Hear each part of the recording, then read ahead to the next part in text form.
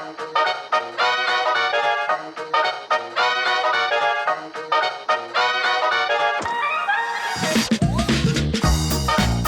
want to shine the light on those who are, very talented. Shine the light. Shine the light. Because now we are in the time where you need to build an education, sport education. We should be able to identify some of these talents and then we groom them. That was a great one. Yeah. It's been enjoyable. This is amazing. I hope that it would inspire many people. That's what we try to do with the podcast. Hello and welcome to In The Game, Qatar's first sports podcast, and we have a special guest. As always, we've got Kushal. Kushal, thank you so much for coming on our podcast today. Thank you, Steve. Thank you for the invite. It's so good to have you, and it's just at the most appropriate time because we've got a big competition in Qatar. Tell us everything about yourself and who you are. Well, my name is Kushal Kumar. I'm an Indian nationality, and cricket is in our blood, as many Indians are. You're not quite as good as the England team, I know, but you're pretty good.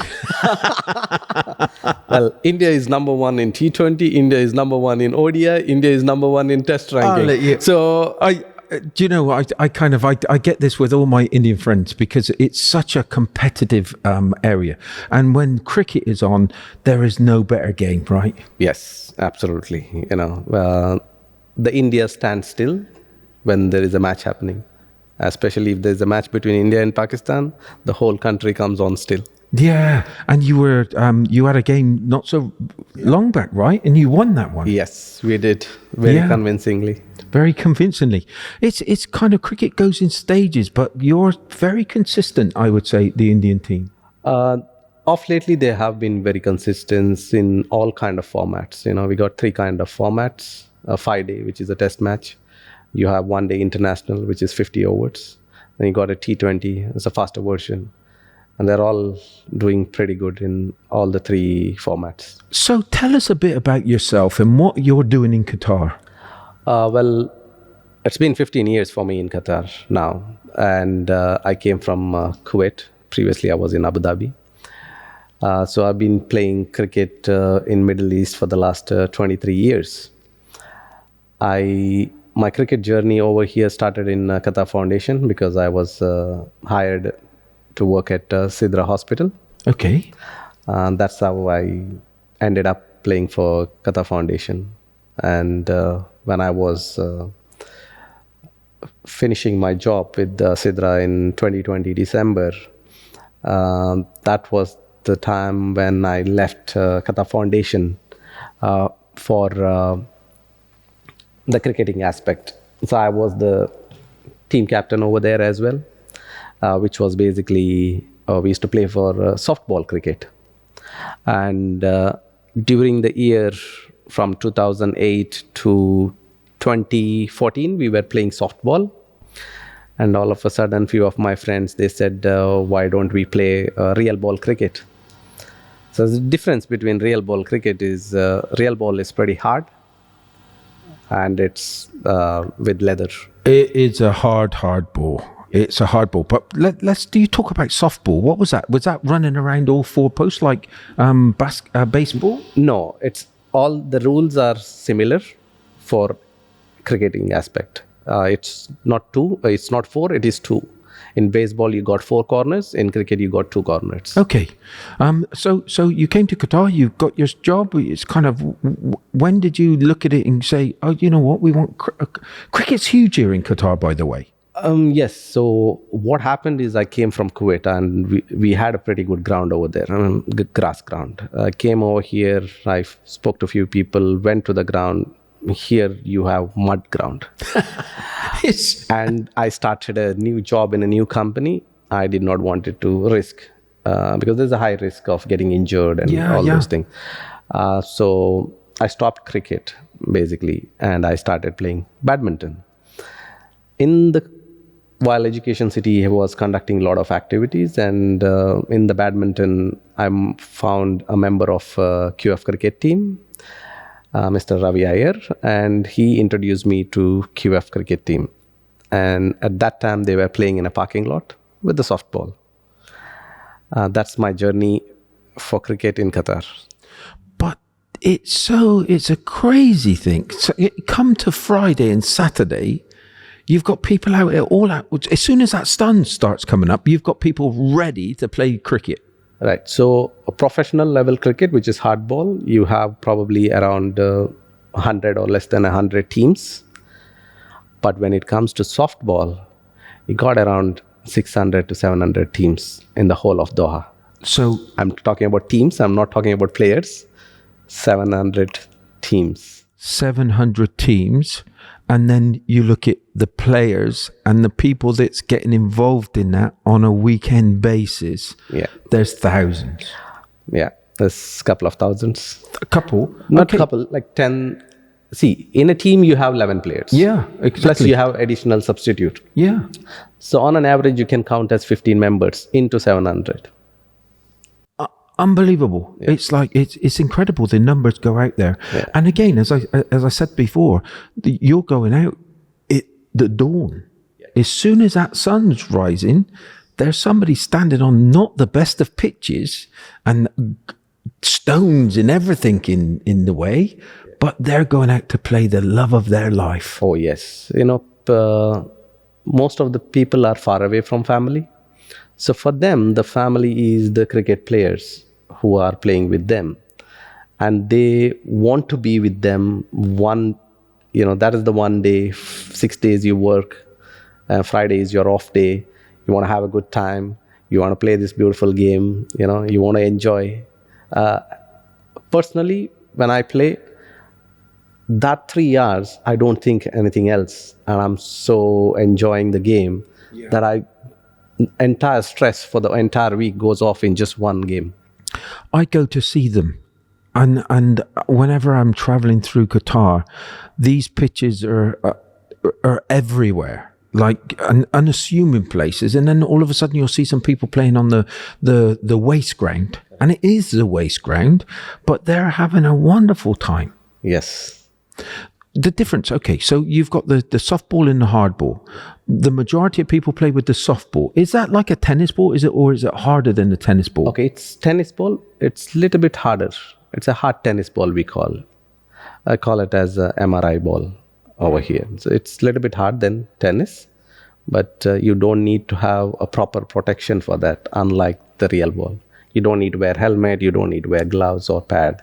I'm at an age, I'm 57 years old, and when I played, the only protection that you had was the pads on your legs, okay?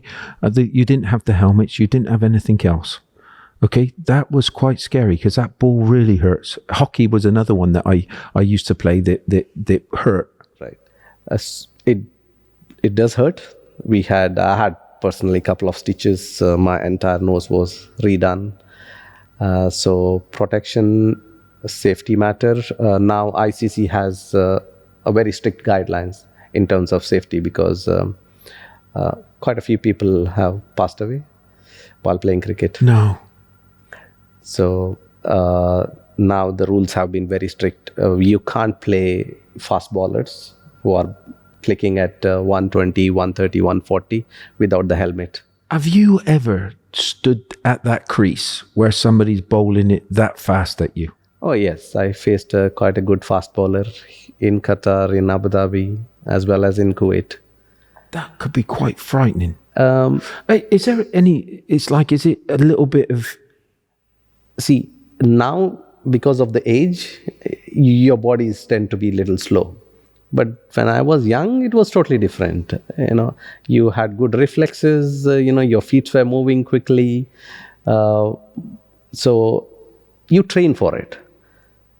So the minute you start training, you will get used to it. So you will not feel, you're not scared of the ball. When did the love of cricket grasp you?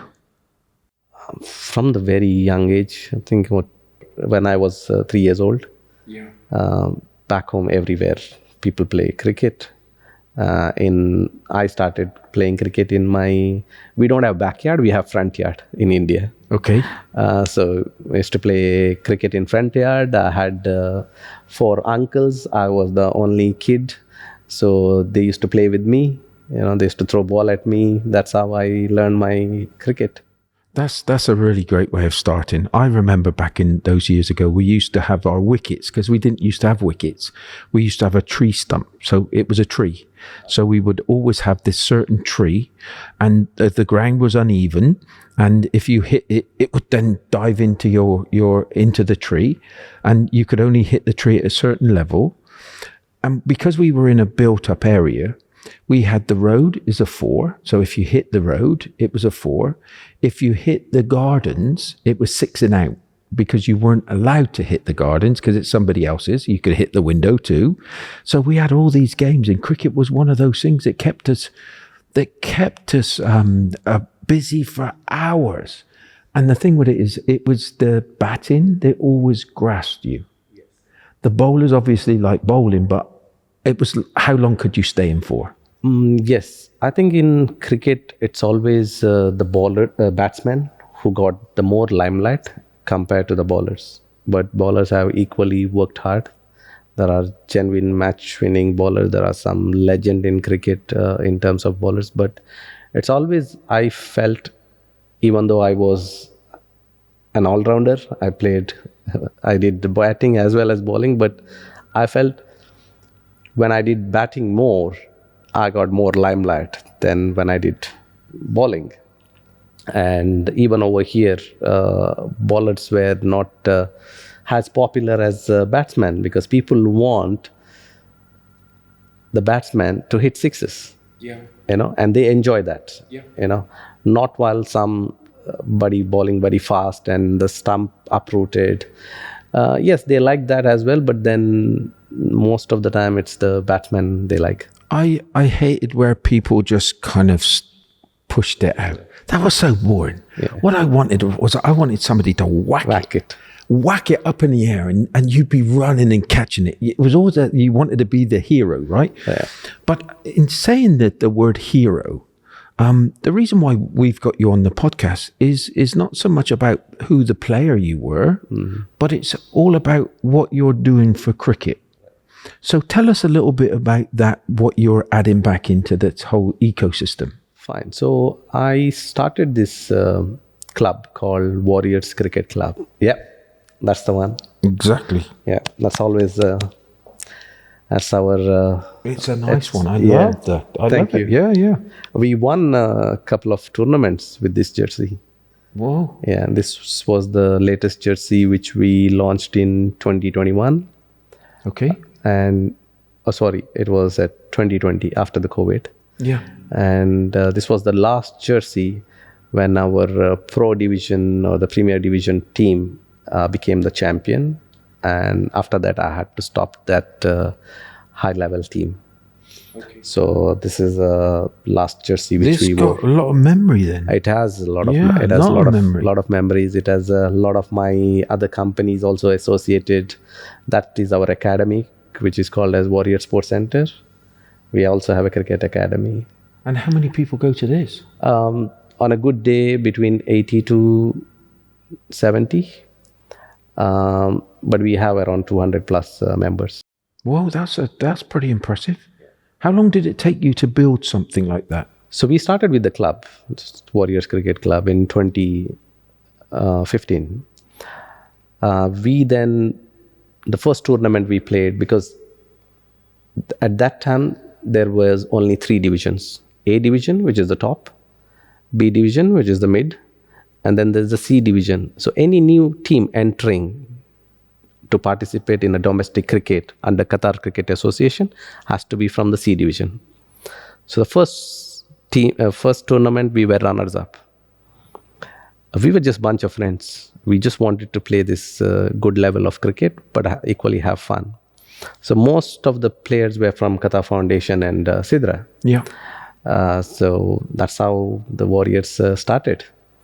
And we used to practice at Education City, Qatar Foundation ground, and the nets, because we were all staff of that. So we had this privilege.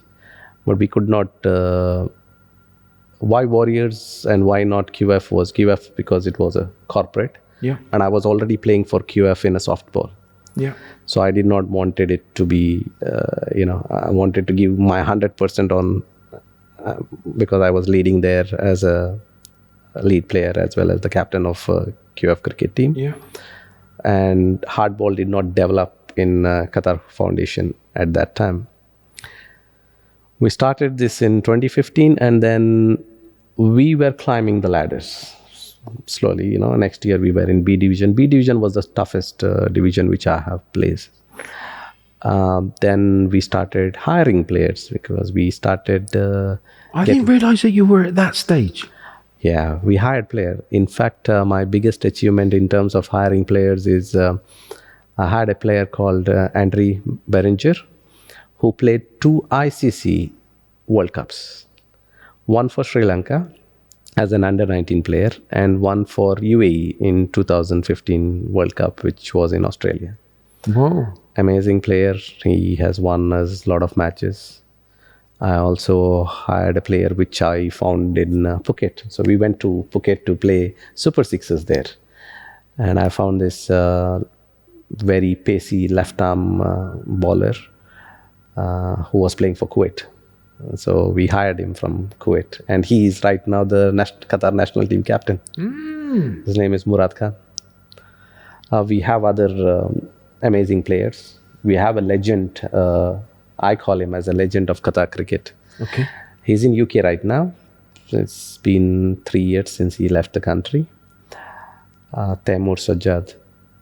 He has been a revolution for Warriors. The day he stepped into our club, we started winning all the matches. Like all the matches, all the tournaments. So there is an additional format, which is the latest one, very quick, called T10. Okay. We even won the T10, we won T20, we won 50 overs. We just, for the last 4.5 years, nobody could beat us. From 2019, 2018, March, we started winning, and it was unstoppable. I think what you've achieved is unbelievable, and it's kind of incredible how you've got involved in all of this, and you've built something wonderful. And it is. I didn't really see it beforehand, but I do see it once you've explained it to me. They haven't got family here, and this is their family. So there's a positive. There is a real positive side of this, where we've got nearly 10,000 to 12,000 people. Yeah. Participating and I've put it up that high because you've got people that's going to watch the teams, and that brings the refreshments and make sure that they're all looked after. Yeah. I find it such a great community, and it's such a great family, as you said. And they're not just Indians. So you have Pakistanis, you have Sri Lanka, you got Bangladeshi, and at high level politics it's totally different. But over here they're like brothers. Yeah. And they care for each other a lot. I mean, they don't, whether it's religion, whether it is nationality. No, everybody is same over here. You might be a good player, you might be a bad player. Yes, they might judge you with that. Yeah. But they never judge you with the nationality. And the level of cricketers, because there might be people out there that want to go and play cricket. How do you get involved in all of this? And what standard do you have to get? What standard do you have to be realistically? So basically, if you want to knock the door of, say, Qatar national team, or you want to develop your cricketing skills, you need to first join the academies to develop the skill, or you need to join the clubs, like our club. We had 2 teams at one given time. Yeah. We had one premier team, one B division, because we wanted to give everybody opportunity. At the same time, we also had our academy team, the young kids who are the future. So they need to start their career from there, joining the clubs, joining the smaller teams. They perform there well, they brush up their skill, and slowly they climb the ladder.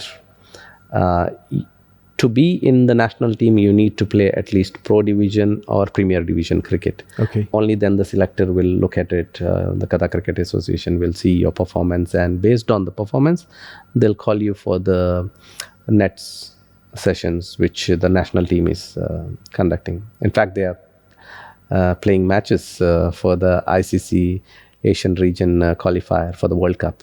Right. Whoa. Yeah, so there's 4 teams, and the top team will go and play the other teams in Nepal, Saudis, Kuwait, Qatar, and Maldives. They're competing against each other. Each team is playing twice against each other, and whoever is at the top, they will qualify. Not bad traveling there, right? Yeah. There's some beautiful places there to go and enjoy. Where, in Nepal? In Nepal? Oh, yes. I remember we interviewed somebody from Nepal. He had the First Ladies team. They used to trek 4 hours up the mountain to go and play football. The commitment there is unbelievable. And I'm just thinking about the cricket, because I think everybody's crazy for cricket in those areas. Yes. It's the same thing. Look, we play irrespective whether what condition it is. Sandstorm, heat, humid. Every Friday we go out there and we play. Yes, sometimes it is extremely hot. So what we do is we play early, like 5 a.m. Yeah. And we make sure, by 8:30, 9 o'clock we finish, so we don't get sunburn.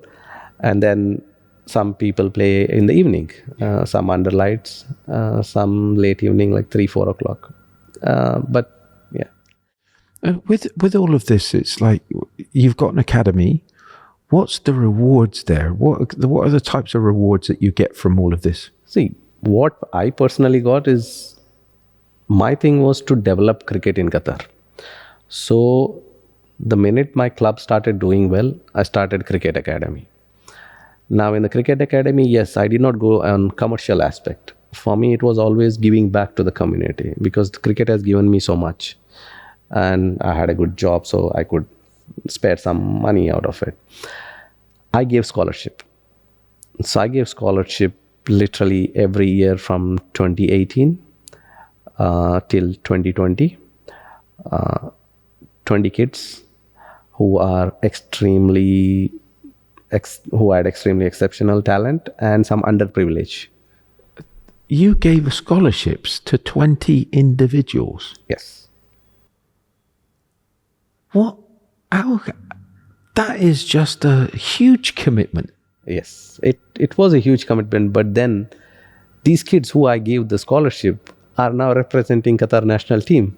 You're kidding me. Yes, they are in under 16, they are in under 19, some are in senior as well. And these are all that you put through your scholarship? Yes. Present Qatar national team, captain, vice captain are from Warriors.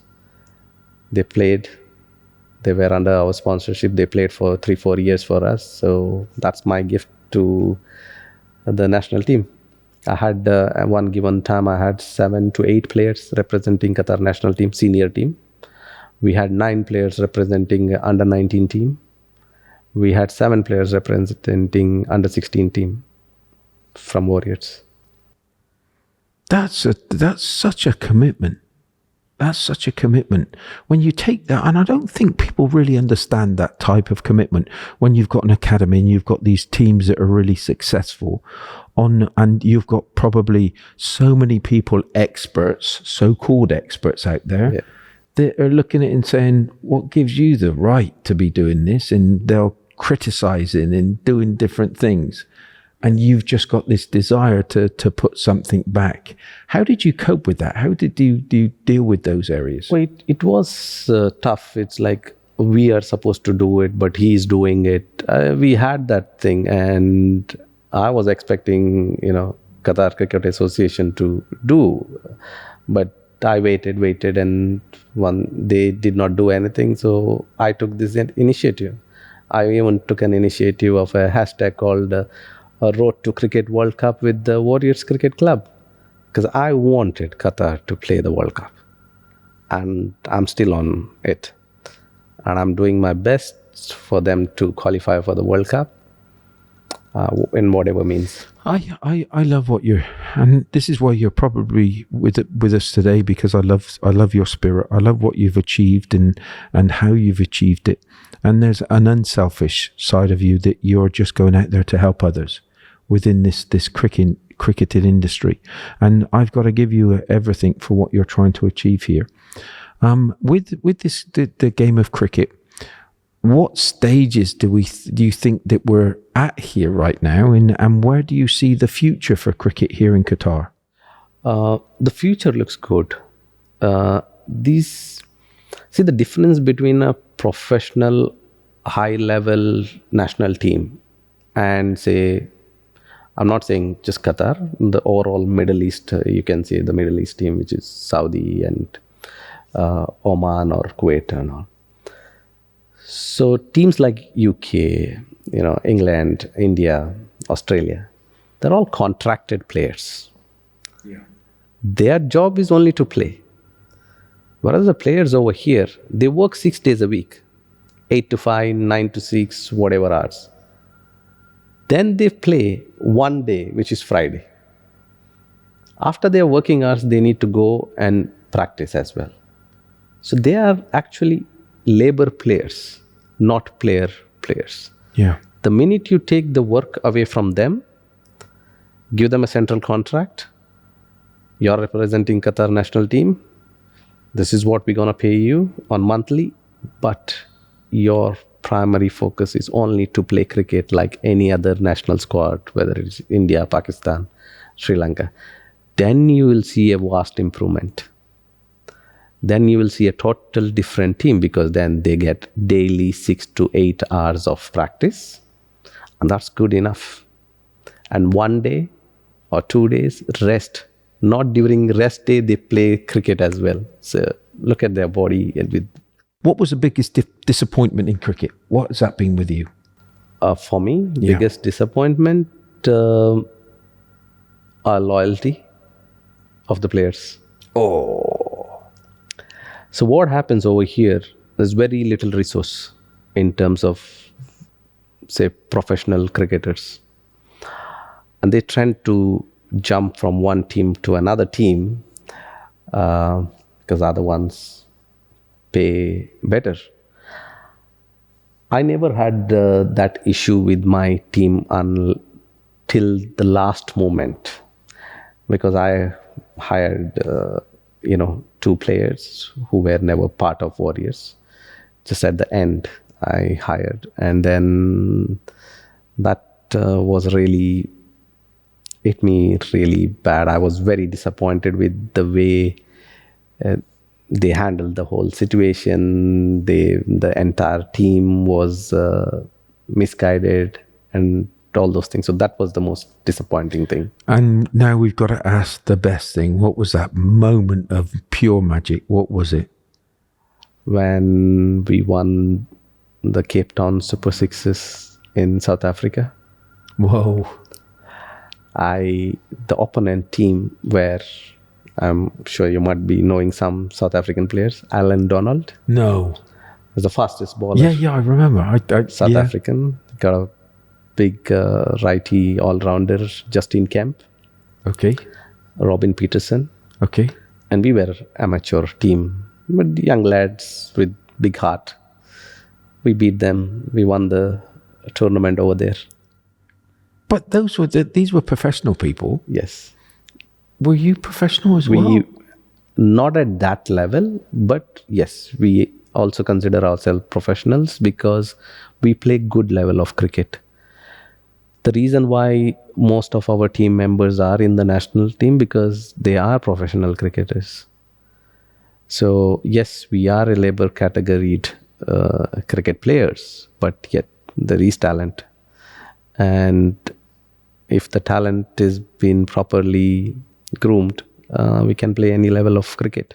And with going there and winning a competition, what was it that you believe won you that competition? It was the teamwork. It was just the teamwork, because the team which went over there to compete did not have any superstars. Like how I had in my team, big names later on, they came up. But at that time in 2017, I did not have any superstars in my team. I had good players who wanted to enjoy cricket and to achieve something. Yeah. And they were not scared that we were facing Alan Donald or we are bowling to, Justin Kemp or Robin Peterson. They just went there and they wanted to show that, first of all, the facilities was wow. We were playing in a turf wicket in a grass ground. Yeah. So for us, that is a big privilege. Yeah. Playing over here in a dust and compared to playing in a grass, that's a big privilege. Beautiful weather. We had nothing to lose. We just enjoyed.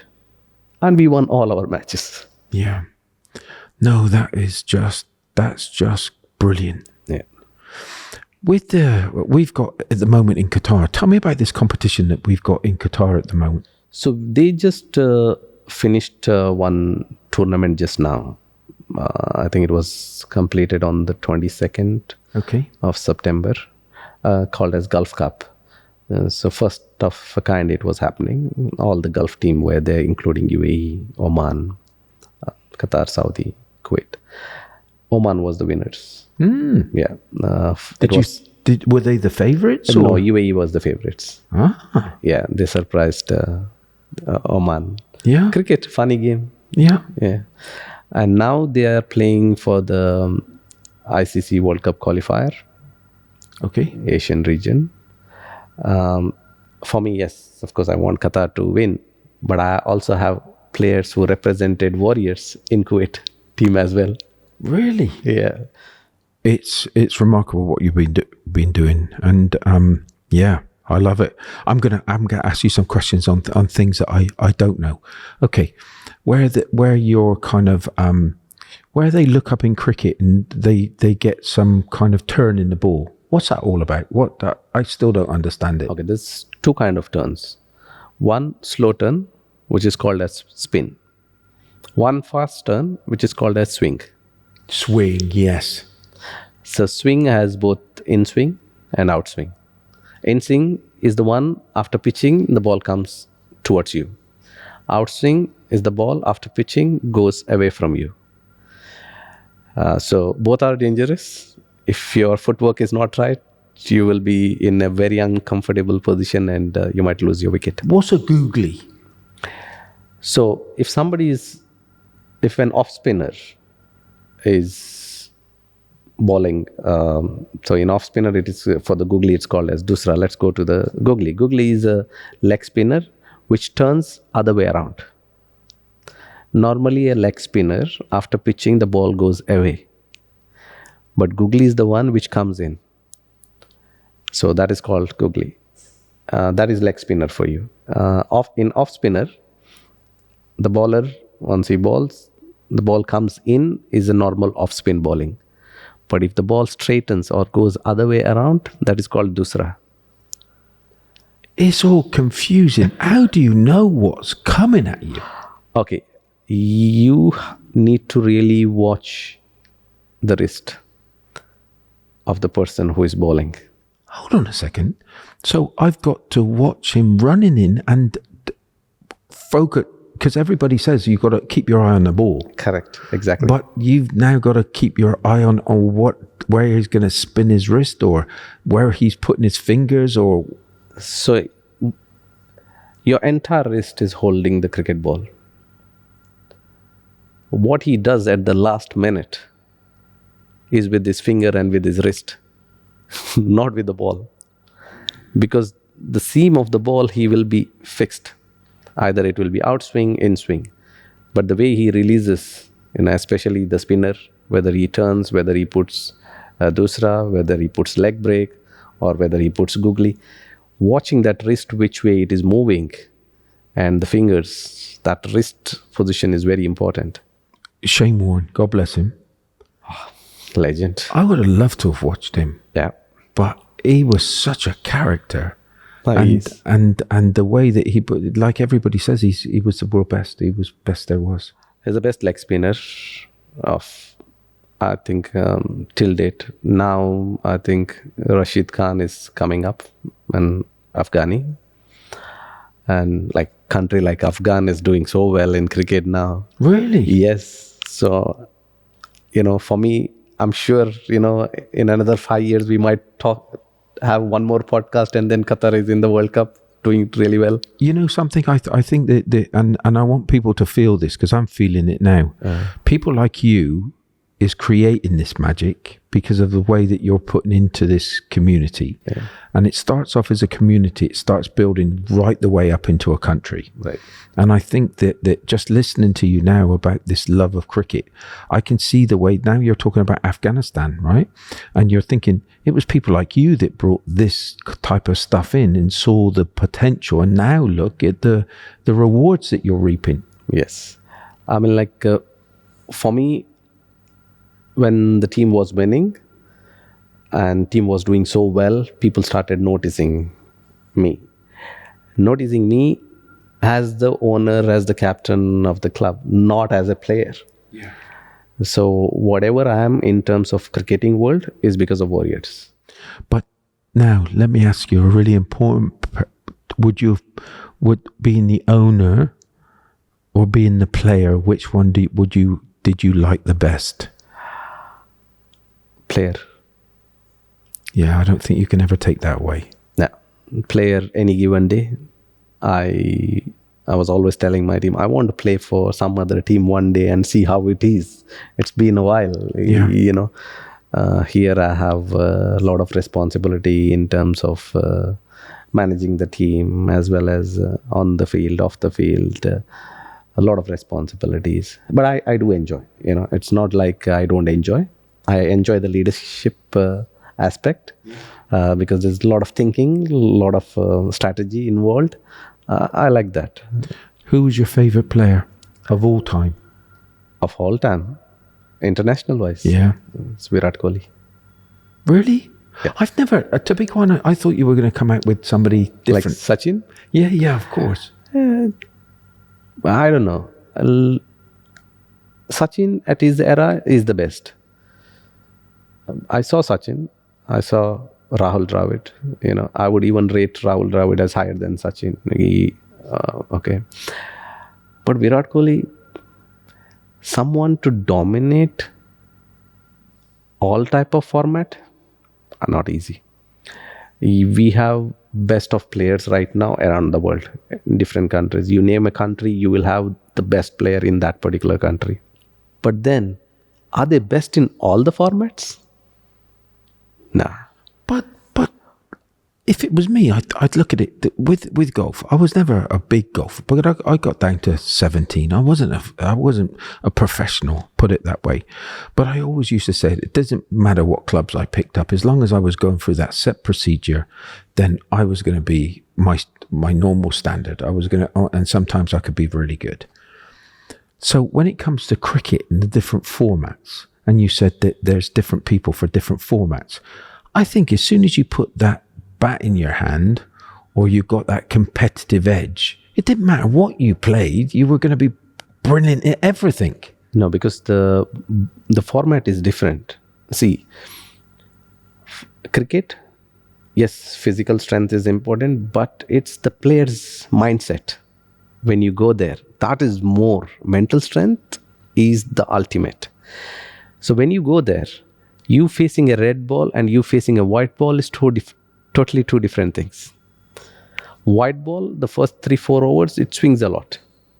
Red ball, for 15-20 overs, because it keeps on swinging and you never know what comes in. So red ball is really tough unless and until you have a very flat wicket where you can play 4 days, nobody is getting out, you know, such kind of a thing. So there's different. It's really different. It's not just, you know, your cricketing skill, but to adopt to that particular format and to that particular condition, it's mentally very tough. So when I came out with that situation where I said, just as long as you put the bat in your hand, but when I think about it, unless you were whacking that ball all over the place, okay, I would have been more suited to the T20 or the limited overs. Because if you put me in test and it was going to go on for 3 days, I wouldn't have been very good at it. I'm sure my concentration span wouldn't have done it. No, your concentrate would have been much better with test. Really? Yes, because you just need one ball to get out. Yeah. and you have whole 5 days to play.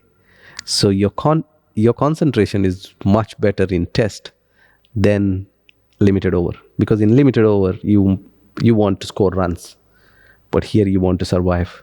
You've got to survive, right? Yes. Because that press out there, I don't know how they get, because it's a game of cricket. Yeah. But the press, they scrutinise. Yes. They are. Why would anybody want to play cricket? But you look at it and you can tell. It's one of those sports that you can tell that they love every second of it. Sometimes the pressure gets to them. You can see when the pressure gets to them, but boy, do they love their stuff. Oh, yeah.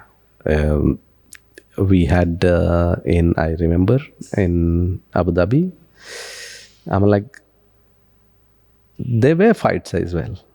You know, people take it much seriously in terms of. I've seen some scuffles when they're playing in the. Oh yes. You know, there's some arguments, but see the difference between softball and this thing. There, the argument goes on. Yeah. But here, because it is under Qatar Cricket Association, you have set rules. You have set professional referees. Standards. Yeah. So here, nobody argues. Yeah. Because they know what will be a consequence. Referees are here to judge, but they are still human beings. Error can happen. Okay. So you just accept it and you move on. You don't crib about it. So we had a lot of things against us and in favor of us, because mistake happens. But then we just move on. We can't keep crying about it. Dickie Bird, the umpire. Oh, yeah. I loved all of those kind of things. You're out. And then, no, not out. I love, because that was such controversy. That was kind of if the finger went up or if it stayed down, and then they would have a bit of kind of, they would, what's that thing when sledging? Oh, yeah, I love all that. Oh, the Australians are very good at it. Yeah, of course. Indian learned from them and they're giving it back to them now. Yeah. I love all of that. I like watching the shorter games. The long kind of drawn out ones is a little bit tough, and especially we didn't do very well in the Ashes as well. So those long days are a little bit boring for me. But England is coming to India to defend the World Cup. Well, we did really well. I think that going to India is going to be a whole different. You take cricket to a whole different level on all fronts. On the crowd, I know we're quite crazy for it as well, but India is something else. Yeah, India is something else just purely because of IPL. IPL has changed the dimension of Indian cricket. And now, we have this, the home advantage. Now, when you have an international match, I don't see much of home advantage. That's purely because most of the players have played in India for IPL for a period of 2 months. Yeah. And from England, Butler or Joe Root, Ben Stokes, all these people played for IPL. So for them, the condition is not new. Yeah. So there is advantages. So this time, I don't see purely this India is holding a big advantage. Yes, in terms of crowd, yeah. Technology. I want to talk about that as well. What's the difference in technology now with the Hawkeye, and is that better for the game or? It's far better for the game. Yeah. Because the error has been reduced. Previously, it's one of those that it really has been reduced, right? Yes, a big time. Yeah. A very big time. Matches were lost. A lot of series were lost because of these errors. Umpiring errors. Basically, it's human errors. But here we have a technology which gives you 99% accurate result. Yeah. And that's good enough. I think it's great for the umpires now because they're not under such pressure. That must be awful. And there wasn't very many in my day. It was always a Shepherd, Dickie Bird. So you had the same one. So that must have been incredible pressure to go out and do those test matches. I feel now they have a lot of pressure. Why? Because if they give a wrong decision, immediately the technology says you have given wrong decision. Oh. So previously there was nobody to point out you have given a wrong decision. Now you have a technology where you apologize in front of the entire stadium. Basically, yes, the decision which I have given is wrong, and here is the correct decision. Yeah, I never thought it like that. I was just thinking it could help them. But if you're making a few mistakes, you don't want to be on the end of that. That's the reason now even the umpires, like if you see before, all the umpires had big bellies and all those things. Now most of them are very fit because they go to the gym, they do this mental strengthening and all those things because they need to focus each and every ball. I wouldn't want to be being criticized like that. I wouldn't want to be criticized constantly like that if you were getting things wrong. No, but then there is a pointing system as well. How you have for batsman, bowler, captain and all, even for the umpires. Because you do certain mistakes regularly, then you are Sidelined. Exactly. So the pressure is on for whether it is a player or whether it is umpire or match referee. I'm finding this fascinating. But what I want to, before we finish the podcast today, what I want to do is talk about these shining lights that are coming through with the cricket here in Qatar. You're right at the hub of it. You're helping and supporting and creating. Who are the people that we need to look out for right now? As a player? As players, yeah. There's Adnan Mirza. I'm not saying because he played for us. He's an extremely exceptional talent. I say this in front of Mike. He's a very lazy guy, but very elegant. Very elegant. And the minute he steps inside the ground, you know he will give you 100%. Whether it is batting, bowling or fielding. He will never show that laziness inside the ground. But yes, he is lazy. But the player is too good. We need to watch out. He can be a revolution. Then we have a run machine called Imal. He's extremely talented in terms of batting wise. Very mature. Played first class in Sri Lanka. Played in Australia as well. He's right now the vice captain of Qatar national team.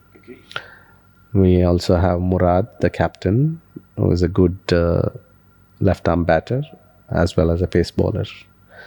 Amazing pace bowler he is. Team also has Amir, Ikram. They are fast bowlers, but equally good batsmen as well. We have a senior pro, but I don't know how long he's gonna be there with the team because this team which they have selected now is a very young team, I will say. Yeah. Because for the last 10, 12 years, it was the same people who been in the team. The team was doing okay, but not that great. Here, the team is not doing okay, but it's a transition time. Yeah. You need some result in 3 years' time. You need to do a transition now. And they are winning slowly. But in 2 years' time, this team, if they are together, again, why I say together, because everybody is here on a work. Everybody here is on a work visa. And then you never know, they lose the job, they move out of the country or, So that is the reason, because the labor players and the contract players, that's the difference. I hope QCA can give these players some kind of contract, a central contract, bind them out, and till we qualify for the World Cup, work with them. You're quite confident with this that you think Qatar is going to get into the World Cup? I know they will get to the World Cup. It's just a matter of time, and a good leadership can take it forward, because not just me, even other teams have given some really good players to Qatar national team. Now, how the Qatar Association and Qatar national team, they take this forward, it's up to them. But we know the caliber of these players, right? So when we know these players, when we know other GCC country players, we know these players have talent to take this team to the World Cup. What I like about you, even if there is some kind of ways that you can sometimes be frustrated, you've actually gone out and led the way. That's what I like about you. I like your determination. I like what you're putting back into cricket. I like that the love of cricket is not just the playing, but the business side of things, and those the sponsorship that you're doing and the scholarships that you're doing for those young kids. I can't express my feelings towards you, because what you're doing is just amazing. You are changing lives. You really are. And I congratulate you for that. And I know that there'll be other people in your team, but this got to start somewhere, and I'm seeing it starting with you. Good. Congratulations. Thank you very much. It's been wonderful having you on the show today, and I'm so proud to know you and to see and to be informed about all these different things in cricket, but listening to all the great work that you're doing within the sport, because these sports need people like you, because then all of a sudden the sport then starts reaching to different levels. And I can see, just listening to you, that Qatar, I believe you, Qatar will get into the World Cup, because it's people like yourself consistently trying to strive to that next level. So congratulations. Thank you so much for coming on today. Thank you. Thanks a lot. Thank you so much indeed. We also, I forgot to tell you that we were given an award for the spirit of cricket in Croatia. Now, we went to Croatia in 2019 to play Mediterranean Cricket League. There was a team from Australia, there's a team from India, Estonia, Croatia, and other countries were participating. We won the tournament. We were the champions. But the management, they gave us this award for spirit of cricket, because they said you guys were not only champions in the field, but you guys were champions off the field. Because we developed cricket there with some young kids, because Croatia don't know much about cricket. And we were interacting with the local crowds, local kids. We were giving whatever goodies we had, and we were teaching them how to play cricket. And the management were very impressed, the tournament organizer. And they gave beautiful baggy Croatian cap to us. And it was given by a legend Australian cricket, Brad Hogg. So that I have as a prize moment with 15-20 trophies around. I know that. I was going to wrap it up there, but I'm kind of adding a bit more. Who's your biggest competitors? Okay, the Warriors, but who's the ones that the other teams that are kind of trying to get your position? Oh yes, we had the biggest arch rivalry, you can call it, as Gulfar. The big company, right? Very big company. They had everything. I remember one tournament, they combined two best teams to beat us. And they came in the final. We came in the final. They scored in a T20 match 185 runs. It was almost like a winning, it's a score which to defend and they can win the match. But we won the match with 7 wickets and they were blown off. That was the only chance I could say that they could won the tournament, but they did not. So Gulfar always wanted to beat us. They could not, unfortunately. The other teams, the second after Gulfar, I would say, is Tuskers. A good team. They came a couple of times with us in the final. Then there is Asian Cricket Club. Yeah. So they came in one of the final against us. These are then Alfiros. So Alfiros was the champion before we became champions. So you were the ones that knocked them off the perch. Yes, and there's no more Alfiros now after that because I don't know, some issues with them. But they were ruling Qatar cricket. They even had about 9 to 10 players in Qatar national team, in their team, and they were doing really well. So for me, in terms of local wise, for me, their team was the role model. So when I used to play against them, I used to watch very closely what they are doing. And the one thing which caught up, which I can immediately implement with my team, was the number of extras they were bowling compared to the number of extras we were bowling. So that was the big difference. And very disciplined, very calm. Everybody knows their role. And they were doing great. You will be surprised to know how we started our winning streak is because of my wife. She hates cricket. But she said, I never saw you guys having team meeting. So I said, no, we have team meeting. Yeah, but not a game plan meeting. I said, yes, we don't have a game plan meeting. I think you should have a game plan meeting then, because she saw me very disappointed in early part of 2018 when we lost the final match. I was like heartbroken kind of a thing. You know, I have the best team and still I could not win the tournament. And she said, try this out. And after that, nobody could stop us. Women. They're kind of, and I see all this empowering women all the time.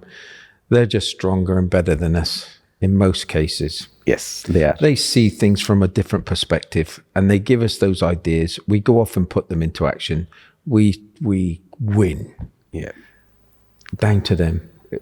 Behind every good man, there's a great woman, right? Yes, indeed. And we have one such woman for Qatar as well. Really? Sheikha Moza. Yeah, of course. Now we're talking, because what she's done with the education is just incredible. Yes, education above all. Yeah. That's the best thing. Yeah.